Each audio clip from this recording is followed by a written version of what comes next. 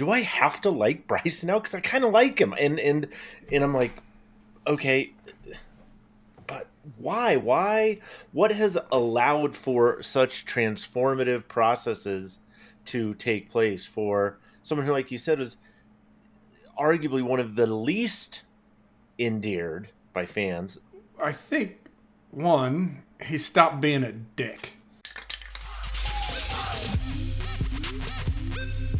What's up, everybody? How you living?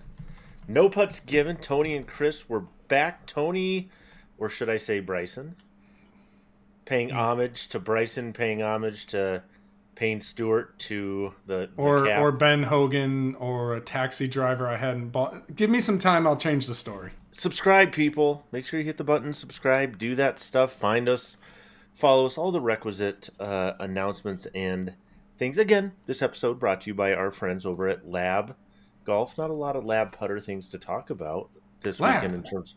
I have not played one. Other than the fact that Tony is still holding out, allowing his putting to hold him back.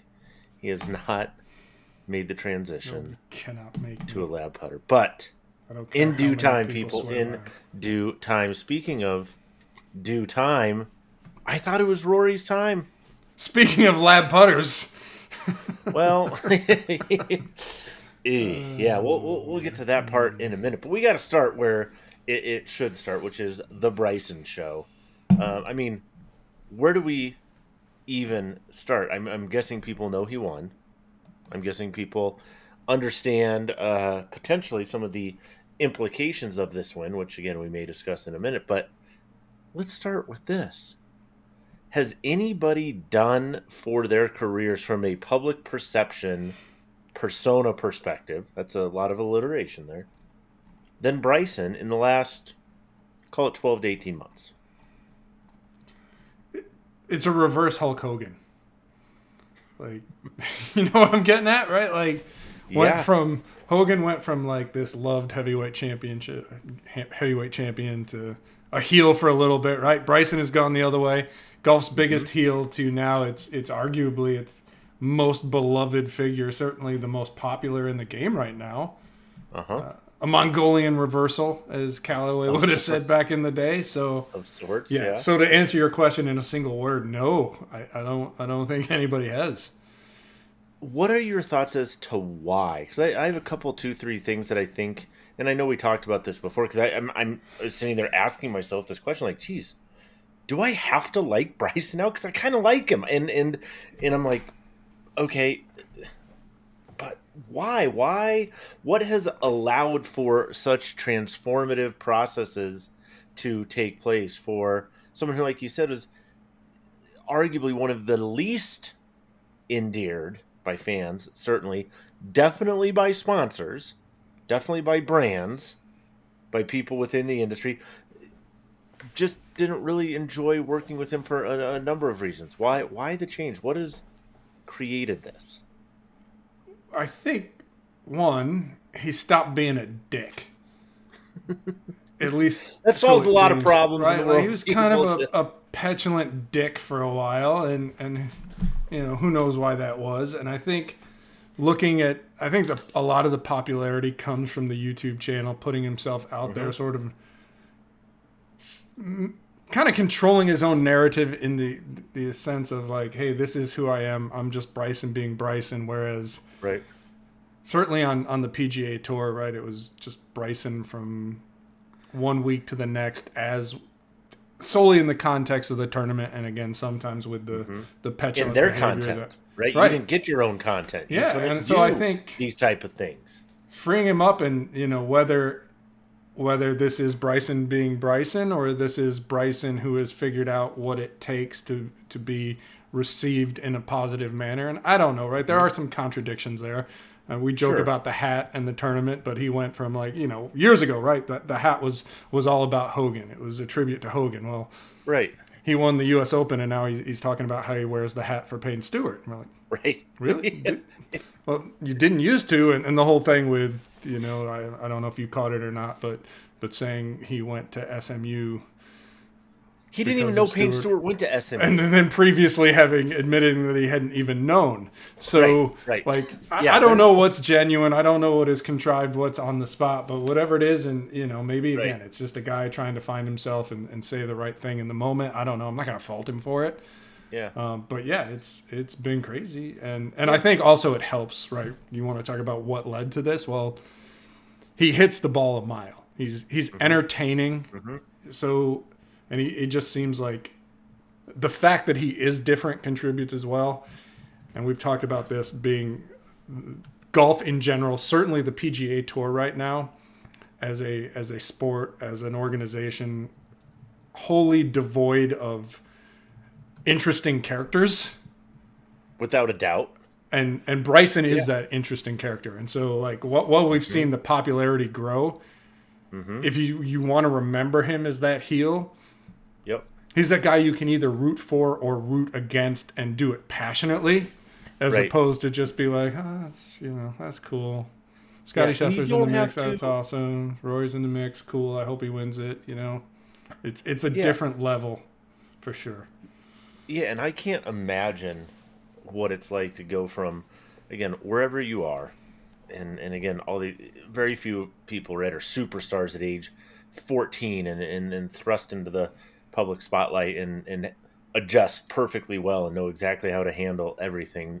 Some handle it better than others. Clearly some shy away from parts of that because it's probably pretty uncomfortable. I think Bryson kind of became a superstar, clearly without a lot of help from the PR arena and like coach, like, hey, how do you do these things? And so he probably came off as contrived or forced or bizarre in a lot of situations, probably because he did not know what to do or how to act and was maybe getting even conflicting messages from people. So, I mean, I think why now a little bit, I think, one, he's probably evolving and maturing as a person.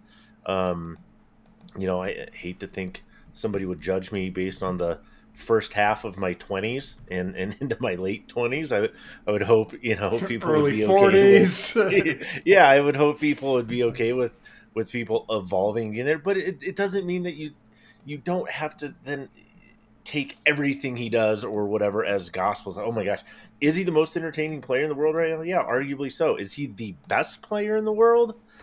I mean, we can debate that. I'm not going to say he is the best. He was the best last week on that particular course over a body of work.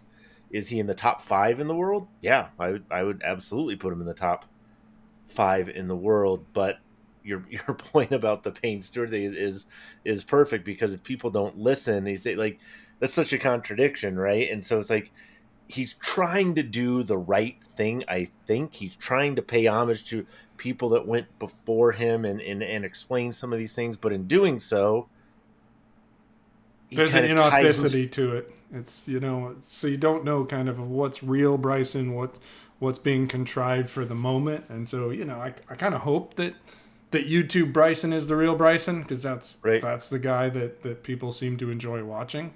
Mm-hmm. But I also think, I was gonna say, I also think that maybe Bryson is also the kind of guy that early in his career and now certainly into this part of his career, maybe better off without the corporate responsibilities.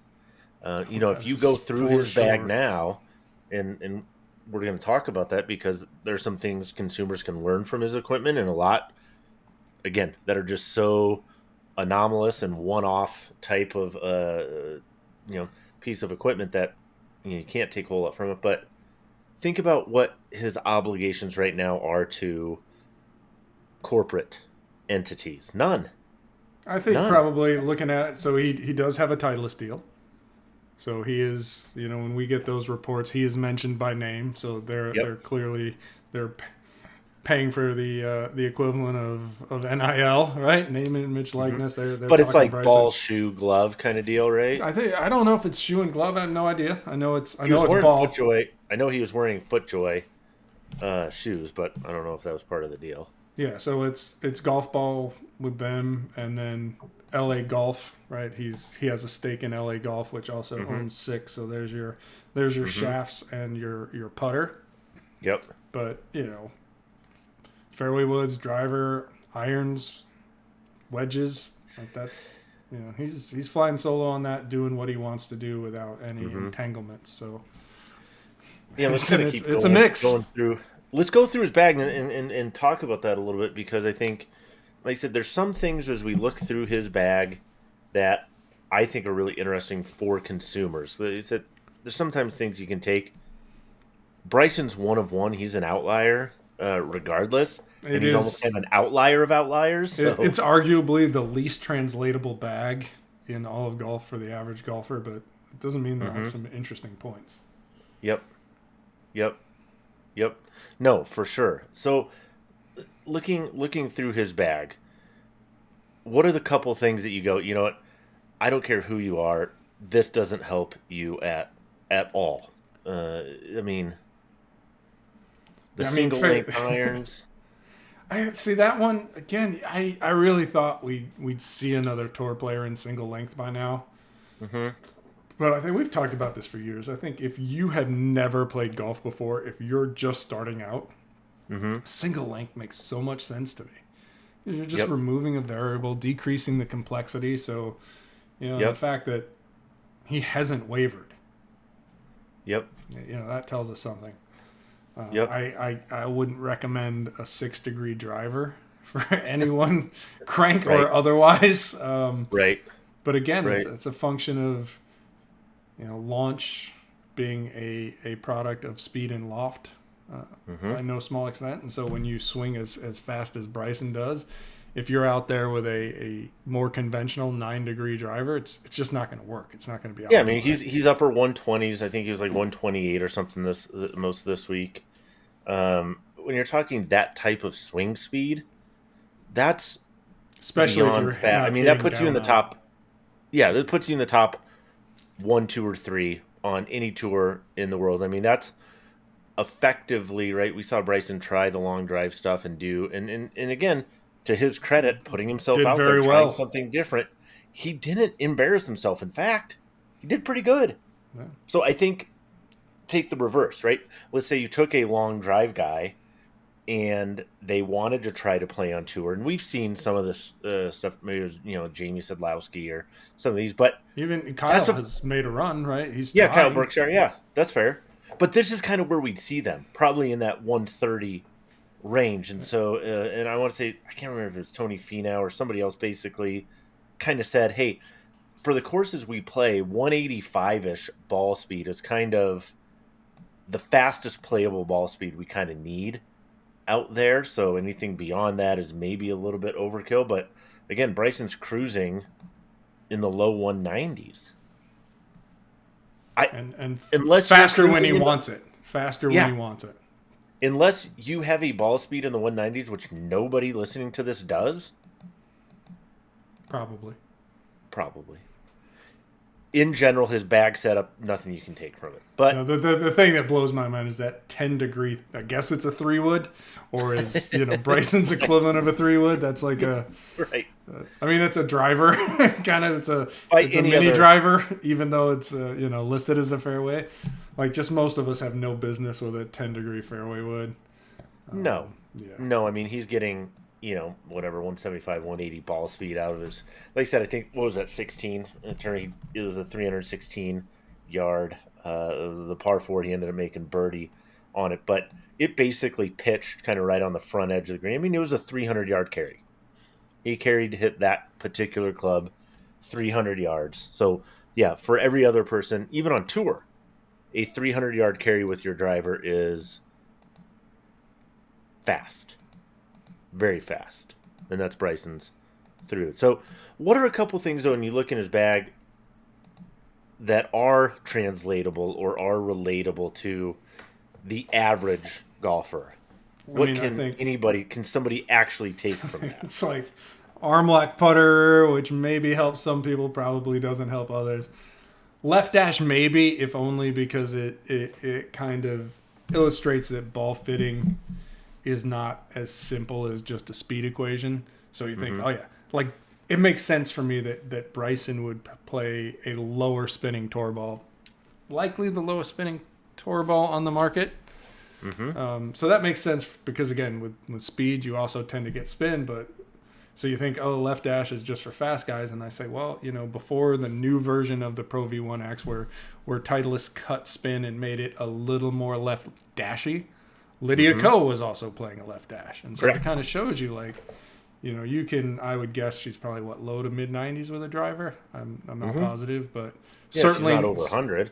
certainly Yeah. not Bryson speed, and that tells you right the breadth of ball fitting extends Mm-hmm. well beyond just all right. Well, how fast do you swing the club? How fast? Yeah, is their your driver ball swing speed? speeds are over 30 miles an hour apart, Yeah. and they fit into the same ball. So you can't just go, hey, fast player, low spin, and that makes sense. I think the other thing, when I look through there, I do think two things. One, he plays a full set ping wedges. No doubt he's tried to find, again, bounce, loft, grind, things that work in our testing. And also somebody to build them for him, right? Because that's the other piece of it. These are not Yes, they're stock over off the length, rack. again, super upright. Yeah, that's there. I see that again. Ping probably doesn't get as much credit in the wedge space as it deserves. I like that, and then he is a composite shaft guy throughout the bag, and I do think again that's where he's ahead. I think that's where the industry is going We've been eventually. how many years have we been banging our head into this I particular know, wall? Like I it's know, it's one of those I things. I know. think the benefit is there, but by and large, for shafts that are built to the same spec as what a lot of us play, that 115, 120 Yeah, weight, you're $100 there's a dearth per of shaft. options. Yeah, Yeah, yeah, yeah. 100 plus in many cases. Certainly, even on the lower end these days, as prices have come down, 60, 70 plus. Like Yeah, it's it's still cost aversive. It's all of those things, but you know, Bryson, and that's a hard part because there's so much going on with Bryson. So much. I mean, if he were, a quote unquote stock PJ Tour player through the bag, and the only thing that was different or remarkable that stood out was that he played composite shafts, that might be a little bit more noticeable. But there are 58 things about Bryson that are, you know, deviations from the norm that stick out. Of which playing composite shafts, throughout the bag is one, Yeah, but I'm it's looking one at. of. I brought up the LA golf site Bryson Series iron shafts, 149 each. So Yeah. I mean that's So A you're talking about Series, L 100. Series, 115, 125. Yeah. I mean, so again, cost aversive, Siri yes. found something for some reason. Two, yeah. I mean, again, Page Spiranak Series iron shafts, 200 each. I mean, what is going on? So yeah, composite isn't cheap. That's the point. yeah. So, but interesting, nonetheless. Do you have to like Bryson? I think you should. I It's think getting there. I It's think getting there. if you are open to people evolving as humans and learning and growing, you have to give Bryson credit for all of this. That does not mean you can't still be critical or perhaps point out places where he's going to stub his toe and maybe do some things that don't make sense. That's totally fine, but you can also acknowledge the progress, right? Both things can be true at one time. Speaking of which, multiple things being true at one time. Rory's an infinitely popular player, but did he permanently damage his reputation with fans based on how things finished on Sunday, Tony? I don't know about permanently, but I think he's going to take a little bit of a hit in that department. We'll see, but yeah, I mean, to be clear, what we're talking about, right? Rory missed a couple of makeable putts late, hanging out in Yeah, the like scores. Scott Norwood missed a couple of makeable field goals. Like Bill Buckner missed a very Playable routine ground ball. ground Yeah. ball. Those type of things. Yes. So, waiting in the scorer's tent for it to shake out, and as soon as Bryson's final putt drop Rory heads to the parking lot, wheels up out the door. See ya.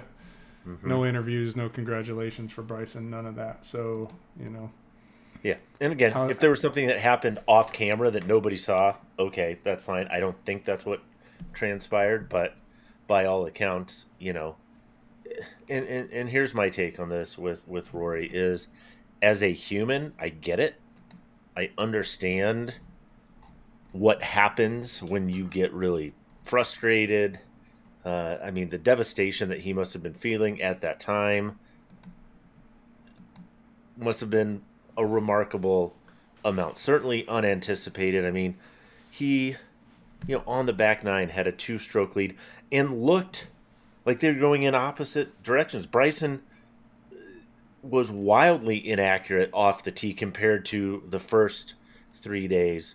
Rory was playing well, holing long putts, let alone other putts. He looked in control. It looked like that was, what was going to happen. And then, if not for two missed short putts again, and people pointed this out, the first of which was at a distance that he'd made the previous 496 attempts so he was due to inside 3 miss. feet. Realistically. Bad timing. Bad timing, pressure. So what accounts for timing like that? And then, maybe a poor club choice on the par 3, put himself in a bad spot, made bogey there. I think it was a more of a shot selection than a club choice, but whatever. And then on the 18th hole, again, that's not a putt I would wish on my worst enemy. A downhill slider 4 feet left to right. That putt's unnerving to the best players in the world. Should he have made it? He would probably say yes, of course. All those things. Anyway, just a terrible, terrible way to ultimately lose a tournament after it's been, 11 years in between majors? 10. 10 years? So he had a chance to, break basic. I mean, I'm sure in his head going, decade. It's been a decade. I can wipe At some that point, right, we have that best player without a major conversation. It's at the point where, like, okay, yeah, technically he's won a few, but maybe we need to slide Rory back into that conversation. I mean, yeah. And so it finishes the way it finishes. Bryson gets up and down from a bunker 55 yards out. A ridiculous up down. A historic up and down. In terms of major championship clutch shots, immediately into the top 10, sort of up and down.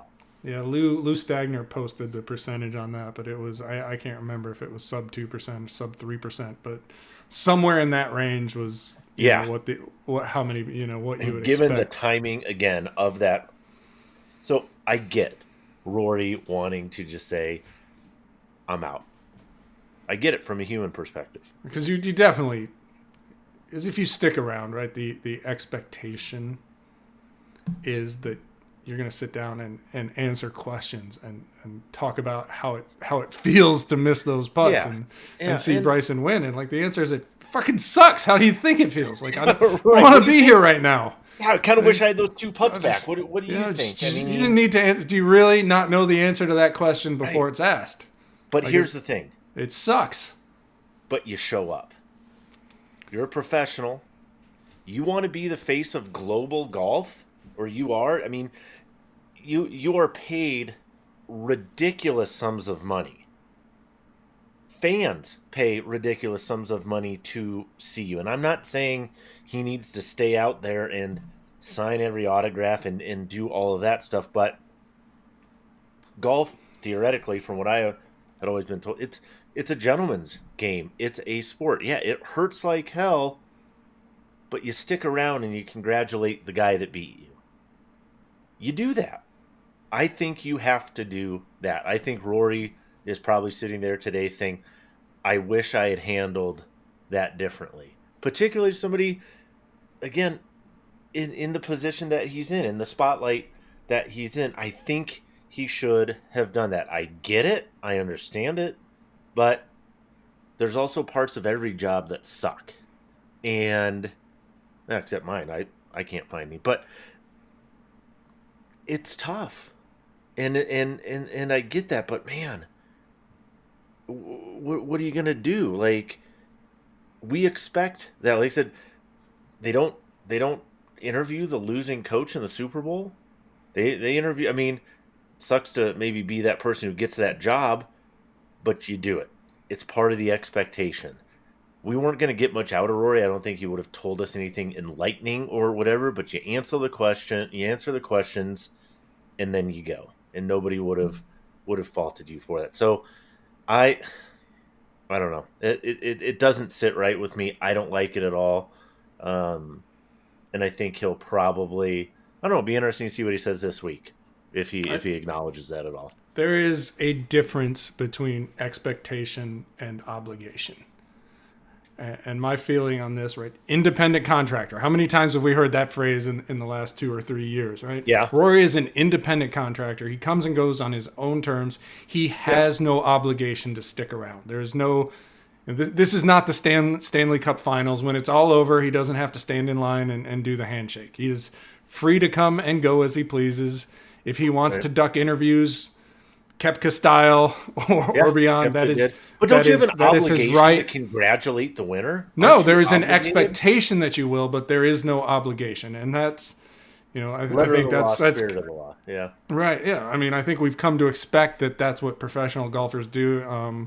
But to your point, I think you understand, because this had to be particularly gutting. Oh. Again, like, this is not your average. This is not even Dustin Johnson at Chambers Bay, right? This is beyond that level right, this of is gutting. Beyond that. Yeah. And so I get it.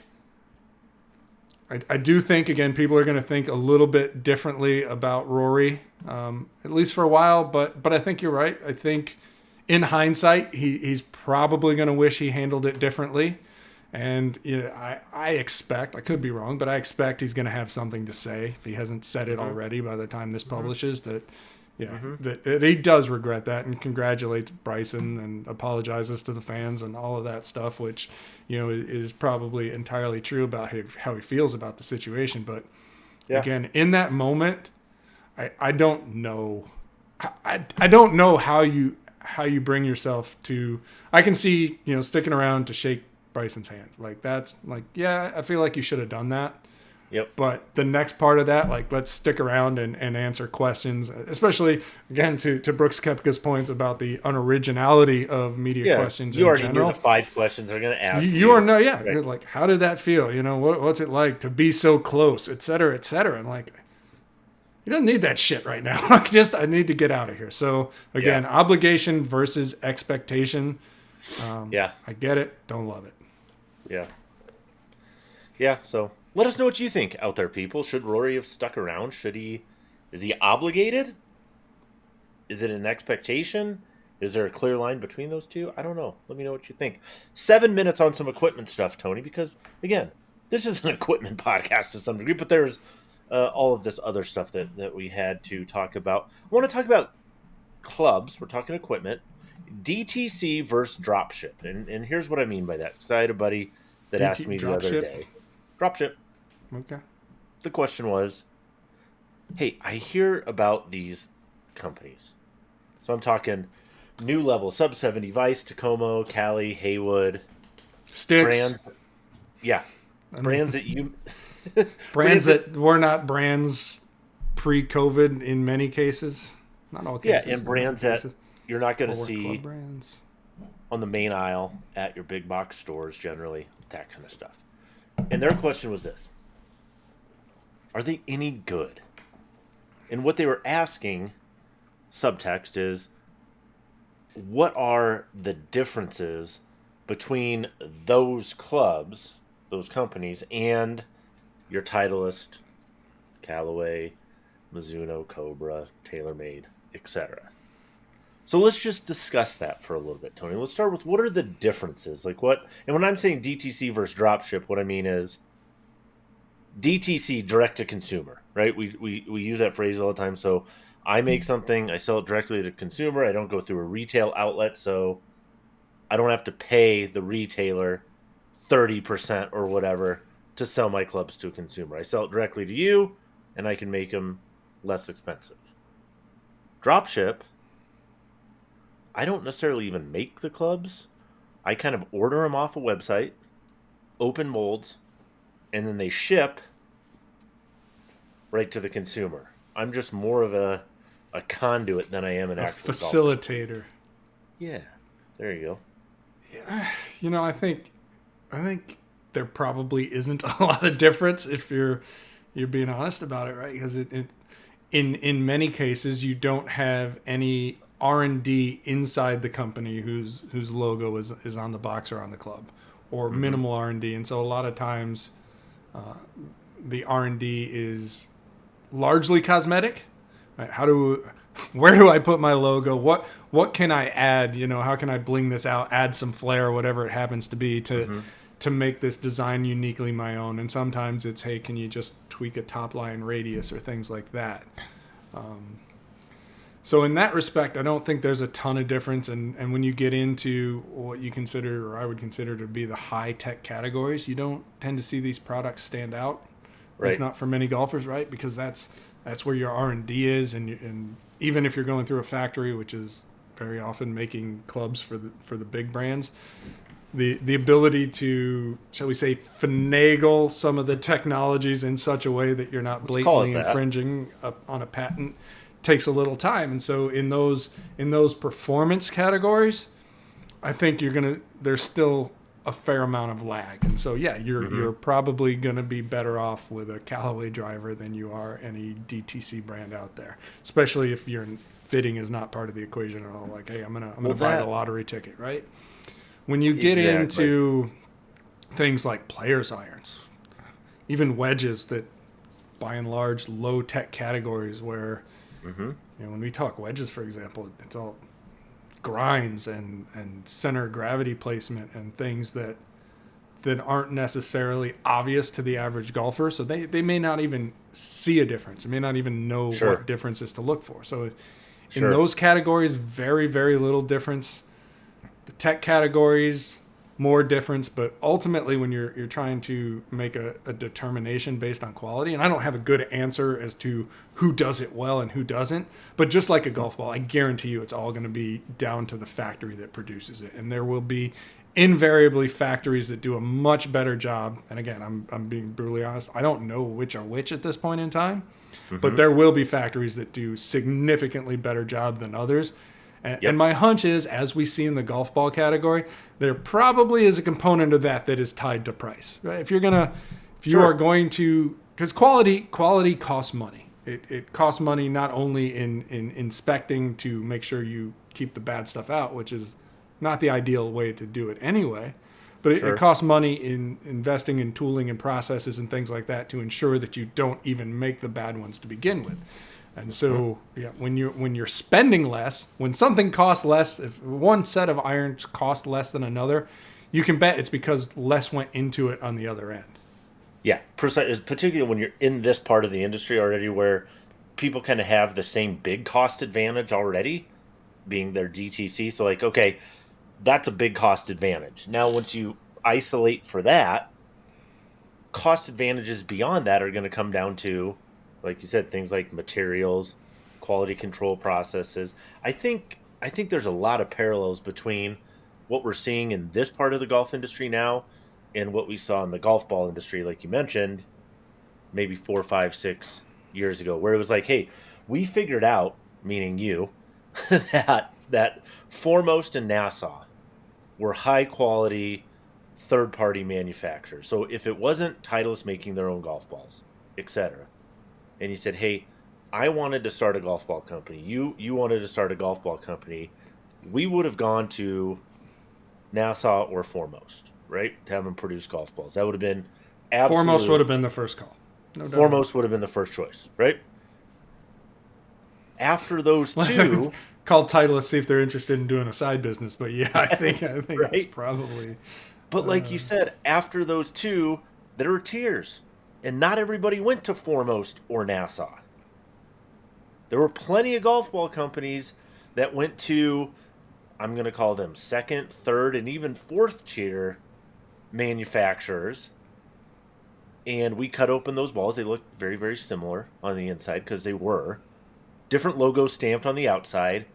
And even those same balls were often sold at different price points, even though they were fundamentally pretty much identically the same golf ball. I think we're seeing similar stuff in the club space. It's logical because, again, as much as we talk about how, or not us, but some talk about how equipment has gotten out of control, right? It's too good, right? It's the golf ball, as we've said, has been locked. That spec has been locked for decades, right? And Yeah. there's no wiggle room. There's no way to kind of work your way Current around ODS it. is 20 years Yeah, old. like, Yeah. hey, we're just going to hit it with a robot, and if it goes too far, end of story, right? There's no, well, CT versus core and that stuff we talk about with the driver. So Right. so the ball has been essentially locked, which is why you've seen DTC companies with no real R&D of their own or minimal R&D, right? The guys Right. that know just enough to tell the factory what tweaks they want to Right. existing products, or in many cases, some of these companies we know started Right. by selling a ball that was already available with a different logo on it, and then as Yeah. that company got big enough, negotiate an exclusive for a model that already existed.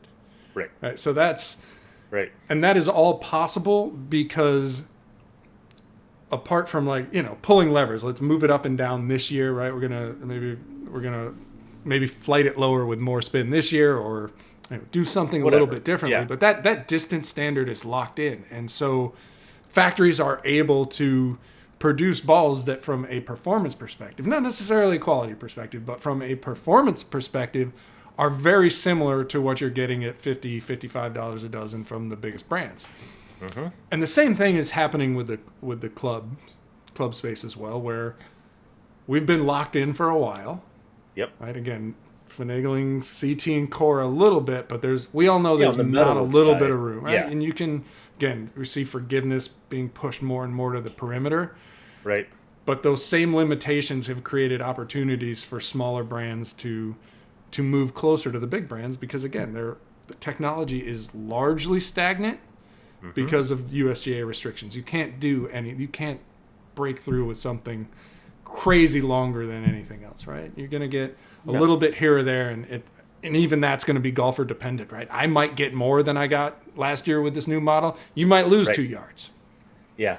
Yeah, I think where it comes down to some of the key differences, and this is maybe a topic for a different day because I think we could go way deep into this, is in those spaces, so take like players, cavity backs, or even muscle back, places, let's call them lower tech irons.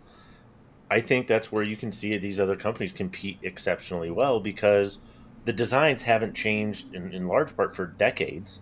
There's fundamental little tweaks, but a lot of those are aesthetic tweaks that are fundamentally personalization. I want a little thinner top line or a little thicker one or the amount of offset or whatever. Those aren't performance characteristics. They're more preference characteristics, right? So they can compete in that space. And then, like you said, the open mold conversation, meaning what are the technologies basically that are out of patent, if you will, or non-patentable, or, that was part of the ball stuff, right? When we saw these 3-piece and 4-piece ball patents expire, the DTC brands, because all this good technology, even though it was pretty old, was available, but you still had this rigid standard. So that performance still really worked. You're going to see that in club space too, because hollow body irons, thin faces. 10 years ago, that was really, really unique and groundbreaking. Now, everybody and their mom has a thin face, hollow body, foam injected You're saying iron. my mom has a thin face? What the hell, man? I did. I just said that. So everybody has that. So where are the real advantages for the major OEMs? High tech, like you said, the more technologically advanced the design is, big companies are going to have an advantage. I think the other place they can have an advantage to the degree they choose to use it, fitting and production tolerances. When you go behind the scenes and you watch, I'm just going to use Titleist since you and I have seen this. When you watch Titleist put together a set of irons and how they do that, that is an advantage that, I'm sorry, Callie or Haywood, you don't have. You don't have what Titleist has. You don't. So that's an advantage. And the discrete models, right? So you have 312 shafts that you can pick from. Some of these DTC companies don't have the shaft library that the larger companies do. So can you fit it better? Can you produce it better to tighter tolerances? Yeah, probably bigger companies are going to be able to do that still better. But the game is changing, right? The game is changing. Connor's working on a piece about this based on some observations he made. I don't know if he's like at a golf course or an indoor golf shop or wherever he happened to be, just kind of looking at the clientele. And the reality is, when we talk about this boom of new golfers, I'm going to tell you that while there are some that are hyper-focused gearheads, a lot of these guys don't care. They don't. Performance is secondary. No judgment, right? They're out there to have a good time. They don't care if it's the absolute best they can get. They don't care if the tolerances on their DTC brands aren't right. It's versus optimal performance. As we talk about in the launch monitor, the personal launch monitor conversation, is it accurate enough? Are these clubs good enough? And for a lot of people, they're good enough. I think they're cool, right? It's a cool logo. I love this brand, whatever it happens to be. They perform well enough, and I'm just out here having a good time with my buddies anyway. So fundamentally, I don't give a shit if it could be better. I'll take 95% of the performance for 50% of the price and have a hell of a good time.